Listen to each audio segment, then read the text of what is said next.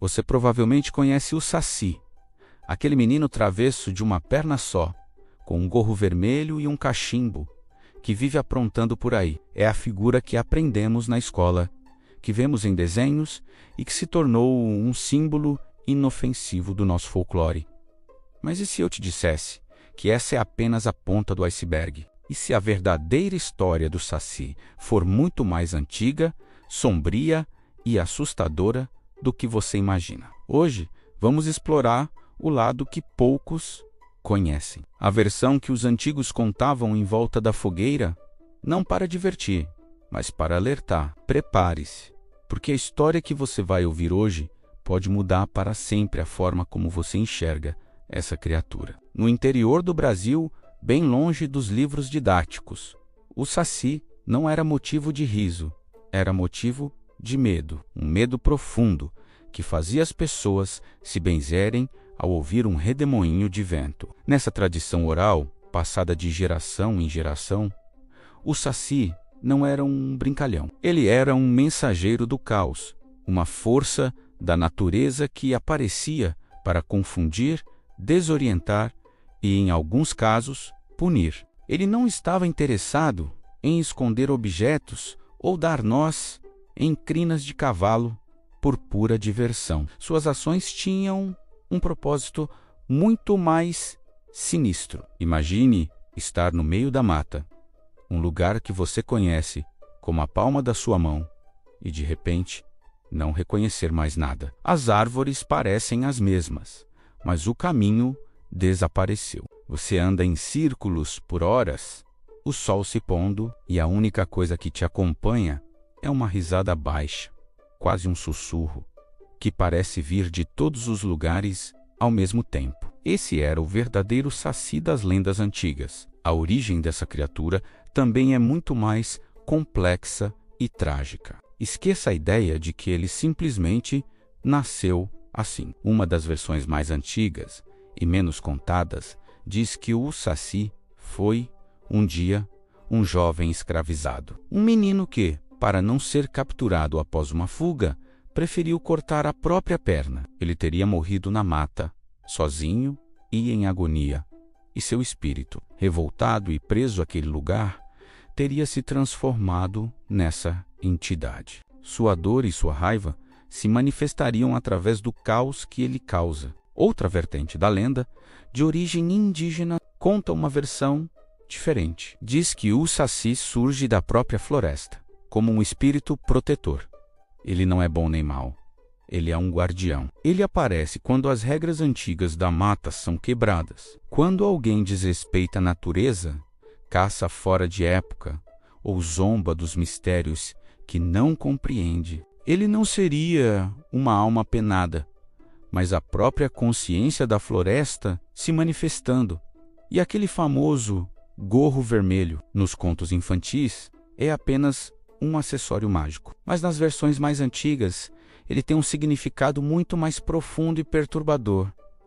Não era um simples chapéu, era um símbolo de controle, quase como um pacto. Algumas histórias dizem que o gorro foi dado ao Saci por uma entidade ainda mais poderosa e antiga, e é através dele que essa força o controla. Sem o gorro, ele perde seus poderes, se torna vulnerável. Capturar o gorro do Saci não era uma brincadeira para fazer um pedido, como se ele fosse um gênio da lâmpada. Era uma forma de dominar uma força caótica e imprevisível.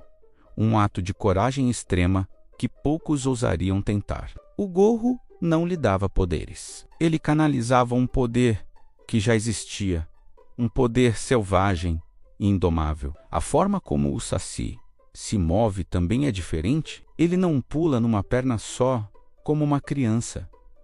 Ele é o próprio vento. Ele é o redemoinho que levanta a poeira da estrada e some tão rápido quanto apareceu. É por isso que é impossível pegá-lo ou fugir dele. Como você foge do vento? Os relatos de quem encontrou o Saci são arrepiantes. Caçadores experientes que se perderam a poucos metros de casa. Viajantes que viram suas fogueiras se apagarem misteriosamente em noites sem brisa. Pessoas que, ao voltarem para suas roças, encontravam tudo revirado, como se um furacão tivesse passado por ali, mas sem nenhuma outra marca de destruição ao redor. E sempre, sempre, a mesma assinatura.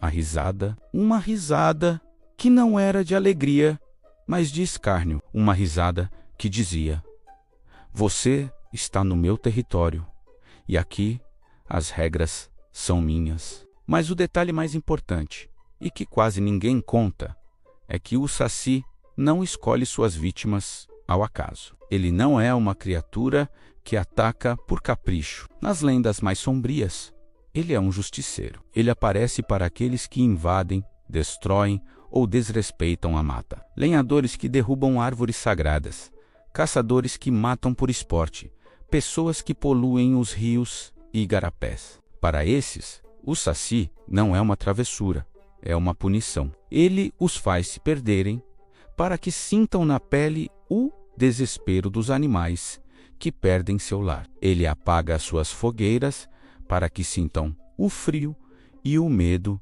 da escuridão. Ele é o eco da floresta gritando contra a destruição. Nessa perspectiva, o Saci deixa de ser um personagem folclórico e se torna um símbolo de resistência ecológica, uma personificação da natureza se defendendo da ganância humana. Talvez o Saci nunca tenha sido uma criatura infantil. Talvez a versão que conhecemos hoje seja uma forma que encontramos de amenizar o medo, de transformar uma força sombria e poderosa em algo que pudéssemos controlar, mesmo que apenas na imaginação. A história de um menino brincalhão é muito mais confortável do que a de um espírito vingativo ou um guardião implacável. Mas e se a versão original for a verdadeira? E se o Saci não for apenas uma lenda, mas a forma que o medo encontrou para proteger o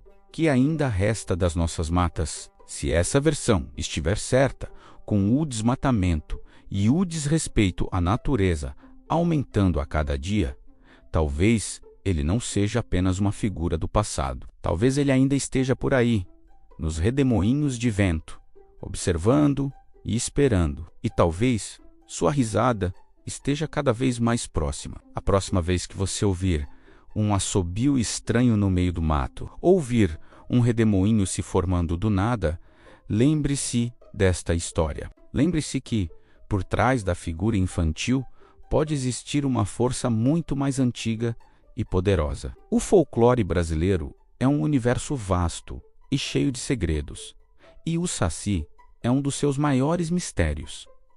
O que você acha? Qual versão do Saci faz mais sentido para você? Deixe seu comentário aqui embaixo. Eu quero muito saber sua opinião. Se você gostou de mergulhar nesse lado mais sombrio das nossas lendas, não se esqueça de deixar o seu like e se inscrever no canal para não perder os próximos vídeos. Muito obrigado por assistir e até a próxima.